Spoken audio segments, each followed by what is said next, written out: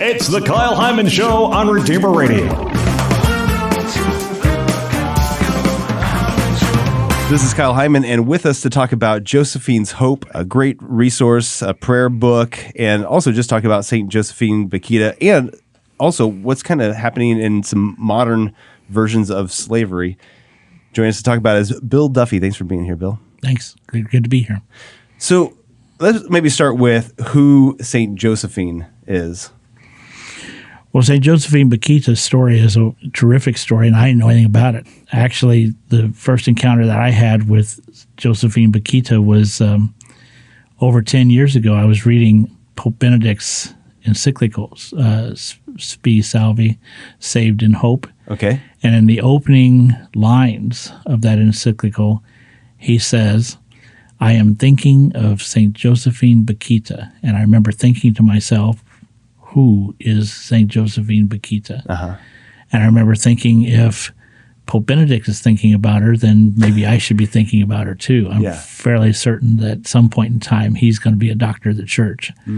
So I wanted to know more, and so I found some books and read some books and became aware of the fact that she was born. Actually, she didn't know for sure when she was born, but scholars have put her date of birth somewhere around 1869, about 4 years after our American Civil War. She was born in the Sudan. By all accounts, that what she could remember was a happy child of a happy family, until at some point in time she was kidnapped by traffickers and never saw her family again.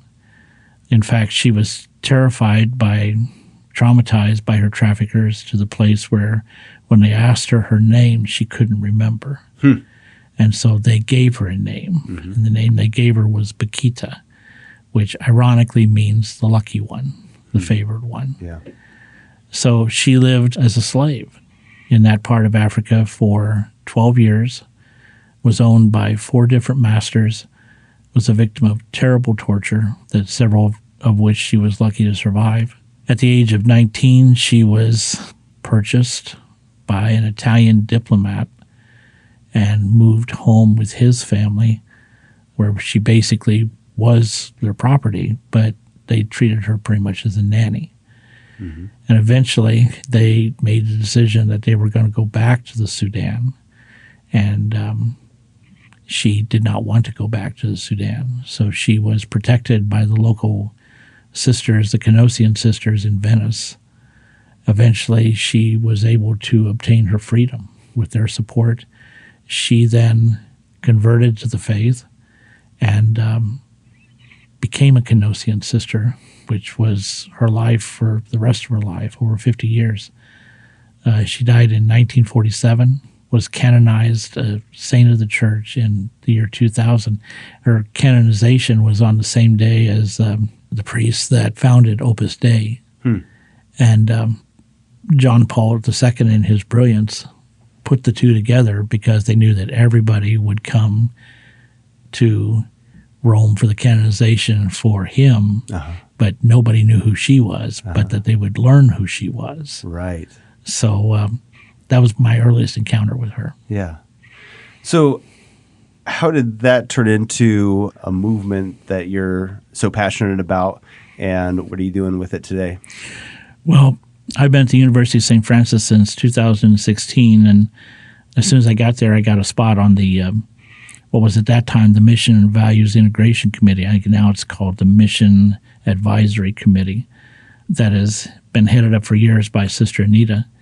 One of the members of the committee talked about his desire for us to be a presence on campus, for us to, as he put it, to do something, that people would see us and know that this was something that we headed up. So I had an interest in this as a subject and trying to raise awareness and so forth. And so the first year we gathered petitions and signed petitions and sent them off to members of Congress and legislators, and that was our first effort. But we wanted to do more. We wanted to try to actually make this something that was important. Not that what we did first year wasn't important, but to try to find a way to educate, to raise awareness, to get people involved. And so we decided to go this way simply because of the fact that a prayer book is something that people can use. It's something that people like prayer books. Yeah. So the first year's prayer book was actually just simply based on the story of the life of St. Josephine Bakhita. Last year we focused on the problem of pornography specifically. And this year's effort we focused on the dignity of women and the fact that all forms of sex trafficking degrade and reduce the dignity of everyone involved, but particularly in terms of women. We're talking with Bill Duffy about the Josephines Hope, and it's a prayer book, but also you guys are doing so much to raise awareness about these different issues. Whenever you talk about the different issues of sex trafficking, I feel like we just think of that as being one thing. What would be the different issues? Well, I have to give credit because I didn't know this. This is the result of, there's a saying that sometimes it's better to be lucky than good. And I got lucky enough to be able to encounter Rachel Moran a number of years ago and read the book that she wrote called Paid For, My Journey Through Prostitution. Rachel Moran is an Irish woman, and she advocates today on behalf of prostituted, people who are involved in trafficking in all forms. But it was through reading her book that I learned that there really is no difference between prostitution, going to strip clubs and watching exotic dancing, and pornography. And the reason that she makes that point is because she herself, for the 7 years that she was involved in sex trafficking, was involved in all three. She was prostituted, she danced in clubs, and she acted in pornographic movies. And her conclusion is they're all the same. They're all the same because they all involve the objectification of women for the purpose of pleasure for the customer who pays money, who doesn't know what her name is, doesn't want to know what her name is, could care less about her dignity, about her hopes and dreams and so forth. And so that's true for all three parts. So a man says, well, it could be worse. I'm watching pornography, but I'm not going to strip clubs. I'm not involved with prostitutes. So what I'm doing isn't so bad. That's not what Rachel Moran says. Rachel Moran says it's all the same. It's all the same. And so that was very important to me to find out that someone who's watching pornography and thinks it's a harmless recreational activity because it's not really sex trafficking, that's not true. It is sex trafficking, from the standpoint of those people that are involved whatever they thought they were going to do when they were little kids, when they grew up, I'm pretty sure that's not it. So, and I think most of us either think that this doesn't happen or we're just, forget that this is happening. And then every once in a while there'll be a statistic that comes out, and like the Super Bowl, I think there was 160 some people arrested for sex trafficking and being involved with that. Wait, this is still happening in today's society. It seems like we've abolished slavery, but this is still an issue. How is this happening? And is it a much bigger problem than we think it is? It is a huge problem. From the standpoint of, like, for example, you mentioned the Super Bowl. That's part of the reason that we try this every year at this time of year. Obviously, we conclude with the feast of St. Josephine Bakhita, which is on February 8th. This year it's on Saturday. But almost always our novena includes the Super Bowl. And that's very intentional because that's one of the things that people have learned is that events like the Super Bowl are magnets for sex trafficking. And when you think about it in terms of what happens at the Super Bowl, and we all know this, we heard these numbers, earlier this week, the average ticket price for the Super Bowl was $7,000. Oh, wow. So that means that people like me don't go to the Super Bowl. People who are wealthy in a typically male-dominated culture, Right. almost always in a party city, Miami this year, which Miami, even when the Super Bowl is not there, is a hotbed for trafficking. But what makes people uncomfortable is to realize that it's not just simply the Super Bowl. For example, the Indianapolis 500 is a magnet. The Kentucky Derby is a magnet. And the one that makes people real uncomfortable is that on home football game weekends in South Bend, when the Irish are playing at home, there is a noticeable spike in online trafficking activity.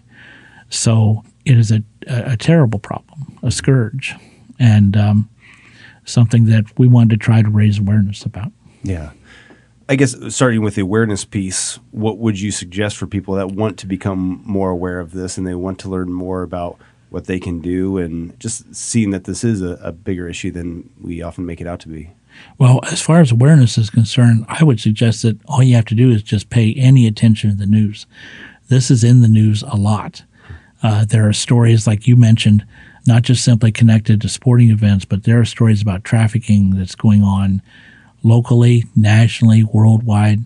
There are stories about that almost every day. As far as wanting to get involved is concerned, I personally think that, one of the things that we as people of faith do, and that's what, one of the emphasis of the prayer book, that we as people of faith do is to begin with prayer. Right. And then the other thing that I think that anyone can do is just simply to start conversations.